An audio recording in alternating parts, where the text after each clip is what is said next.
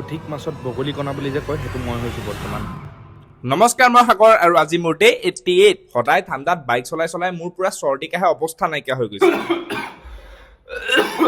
Picnic season start হৈ গ'ল ন, তো মানে এটা জেকেট লাগে আৰু ৰাতিপুৱা মানে কি হৈ যায় সন্ধিয়া সদায় মানে মই বাইকত অহা যোৱা কৰোঁতে ভাল জেকেট এটা নোহোৱা কাৰণে মানে কি হৈছে ঠাণ্ডাটো মোৰ বেছি লাগে। এই চাউণ্ডটো বন্ধ কৰ, তো আজি বঢ়িয়া জেকেট এটা ল'ব লাগিব। ইয়াৰ বেছি লেকচাৰ নিদিওঁ, যাওঁ অফিচ দেৰি হৈ যায়। অফিচ আহিয়ে দোকানখন খুলি কফি এক কাপ খাই দিনটোৰ কাৰণে বহি গ'লো কামত। খানাটো খাই বাকী কামখিনি চেছ কৰি দোকানখন বন্ধ কৰি চিধাই ওলাই দিলো নিবৌৰা।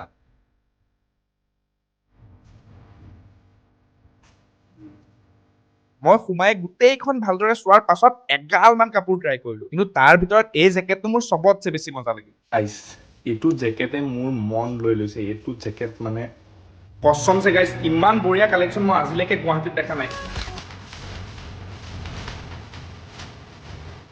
অধিক মাছত বগলী কণা বুলি যে কয় সেইটো মই হৈছোঁ বৰ্তমান। ইয়াত জিম ৱেৰ, সৰু পোৱালীৰ কাৰণে কাপোৰ, লগতে ঘৰত সজোৱা বস্তুও পাই যায়। ময়ো কিবা কেইটামান ললো দিয়ক।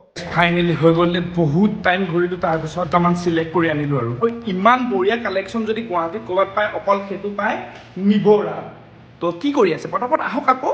আজিলৈ ইমানেই, বাকী এপিছড চাবলৈ ফ'ল' কৰি যাব।